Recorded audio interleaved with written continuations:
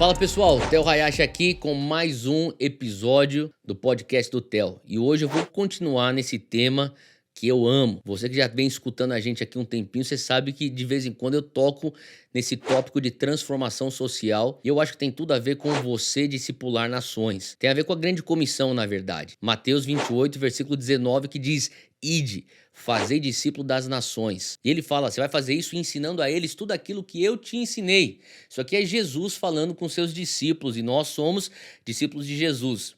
Agora, o que muitos não percebem é que Jesus está dando continuidade nessa trajetória que começou lá em Gênesis. Lá em Gênesis capítulo 1, tem um trecho lá que é o que muitos teólogos chamam de o mandato cultural. Agora, o que seria o mandato cultural?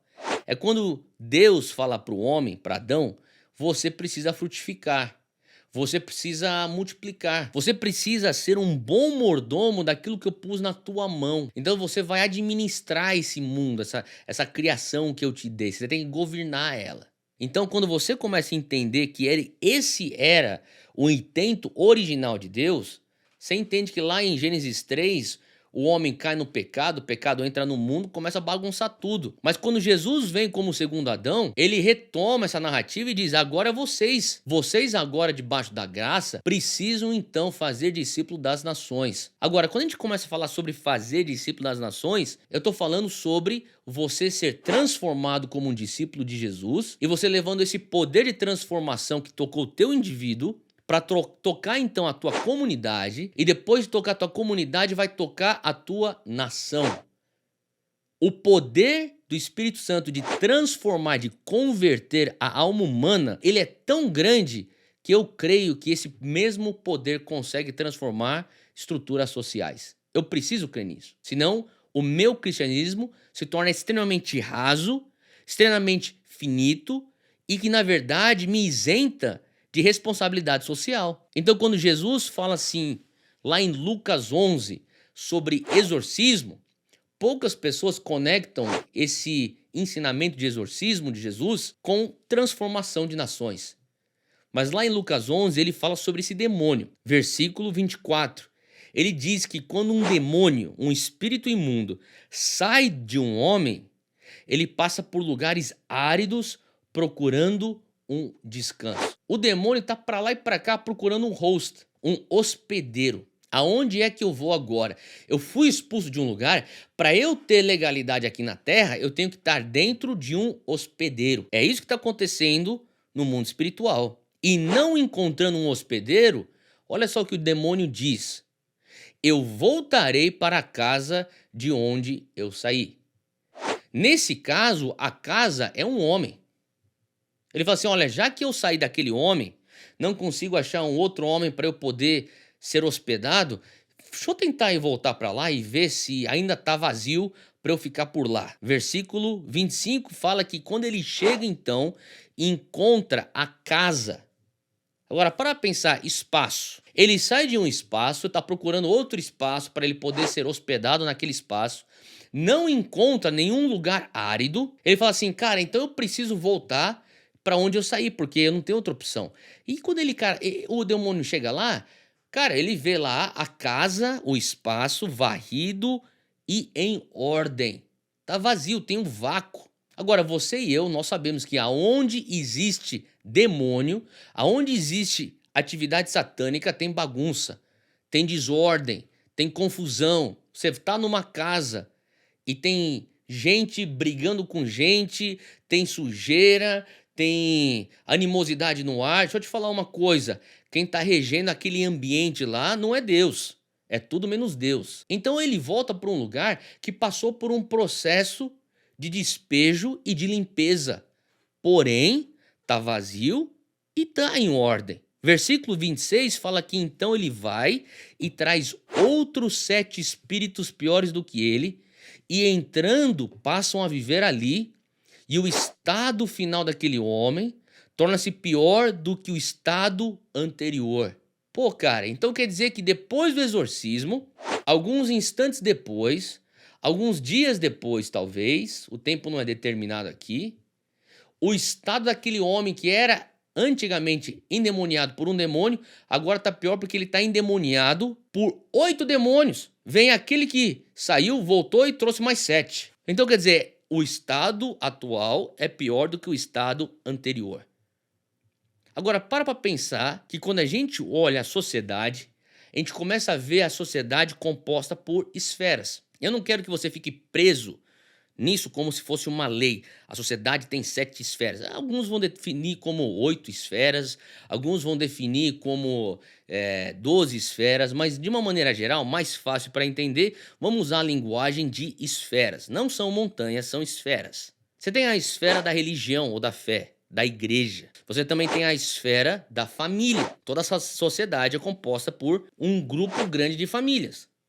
Você tem a esfera da educação, aonde acontece atividade acadêmica, desde o jardim da infância até o pós-doutorado. Você tem a esfera da comunicação, ou a imprensa, os veículos de comunicação, a mídia. Você tem aí a esfera da política e do governo, do setor público aqui, da lei. Você tem então a esfera do business, aonde gera dinheiro, aonde roda a economia, o dinheiro, o mercado. E daí você tem então a esfera das celebrações, que alguns vão chamar de artes e entretenimento, e também você pode incluir aí os esportes, celebrações, tá certo?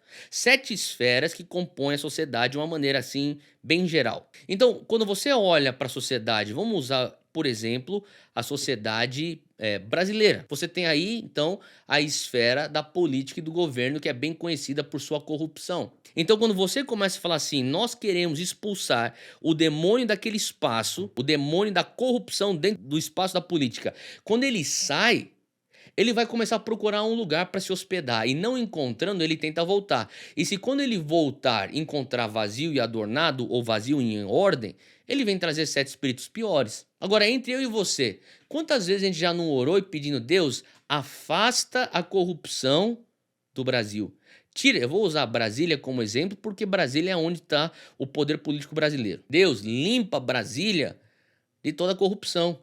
Limpa Brasília de desonestidade. Mas a pergunta é, depois que ele sair de lá, Brasília vai continuar vazio e em ordem ou nós vamos pôr alguma coisa para substituir para que não fique um vácuo? Vamos trazer agora para São Paulo. São Paulo é conhecido como o polo financeiro do Brasil. Pai, tira a ganância, tira a avareza de São Paulo. Aí você começa a ver então um expulsar do espíritos de avareza, de ganância, esse espírito materialista. A pergunta é, quem vai ocupar o vácuo que saiu? De certa maneira, você tem Rio de Janeiro como um lugar, um polo cultural no Brasil. A cultura de artes e entretenimento.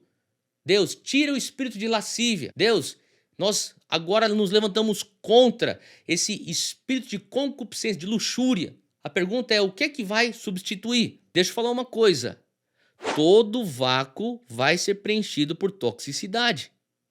Se nós não mantivermos a nossa libertação, nesse caso, usando o exemplo de Lucas 11, você vai ter então um lugar onde o estado anterior não é tão ruim quanto o estado atual. Como é que então a gente tem um número de evangélicos que só cresce no Brasil, mas a gente vê então os espaços na sociedade cada vez mais corrompidos, deteriorados de acordo com o padrão bíblico? Eu gostaria de sugerir a você que todo vácuo que é permitido na sociedade precisa ser preenchido com uma narrativa bíblica.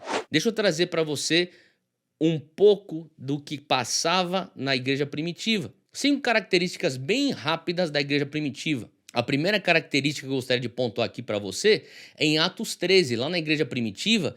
Só de você ler o nome e a descrição dos líderes da igreja de Antioquia, você sabe que a igreja de Antioquia era uma igreja que tinha uma diversidade étnica. Você via que lá em Atos 13, a igreja primitiva era uma igreja que lutava por justiça racial. Eles tinham a narrativa do que é ser uma sociedade que luta por uma justiça racial e diversidade. Você continua também na Bíblia, em Ezequiel 16, você vai ver lá que existe um apelo por uma justiça econômica. Isso vem do coração de Deus.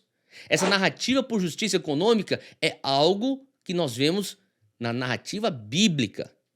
Você vê também que isso era uma coisa que já estava lá na igreja de Atos. Era constante.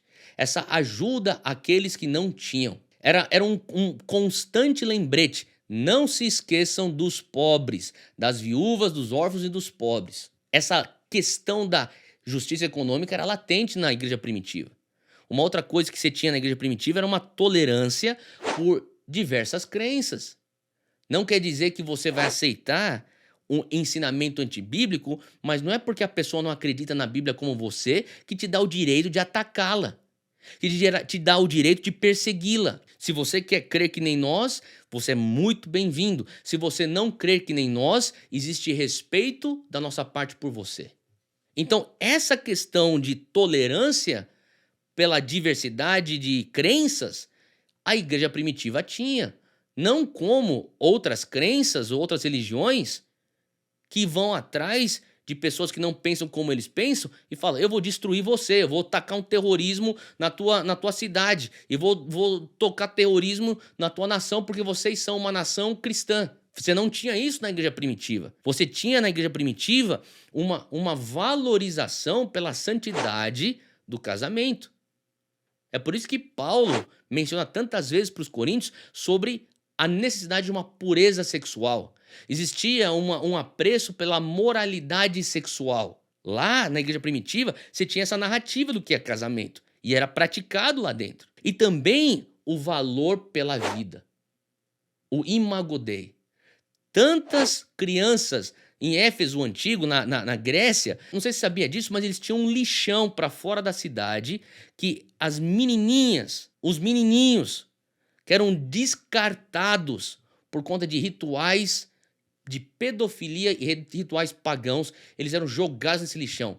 E os do caminho, que era a igreja primitiva, era conhecido para ser como aqueles que estavam no lixão, caçando, procurando, buscando criancinhas que estavam às vezes semi-mortas, que estavam estupradas lá dentro, e eles pegavam para cuidar. Esse apreço por vida, pelo bebê, pelo indefeso, você tinha dentro da igreja primitiva. E deixa eu só falar um aqui de bônus, porque eu já mencionei 5, vou mencionar o 6º de bônus.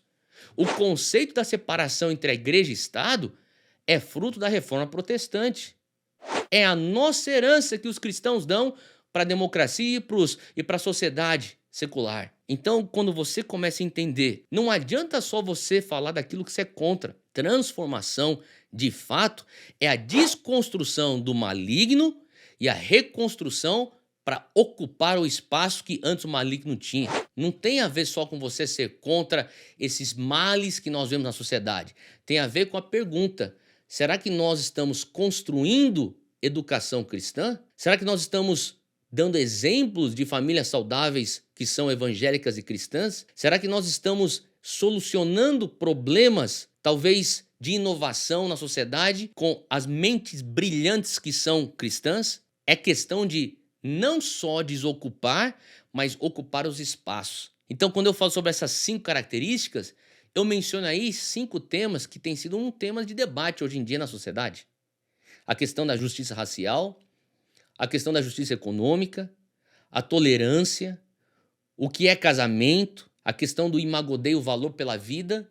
A igreja primitiva tinha todas elas. Quando nós, o corpo de Cristo, permitimos vácuos, infelizmente estamos deixando espaço para toxicidade.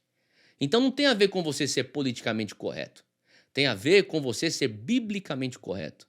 Tem a ver com você entender que discipular nações é você retomar a narrativa bíblica. E quando você fala sobre discipular nações, não tem a ver só com remover o que é ruim, mas é substituir e ocupar com aquilo que é do reino e com aquilo que é de acordo com a palavra. Deus te abençoe e até a próxima.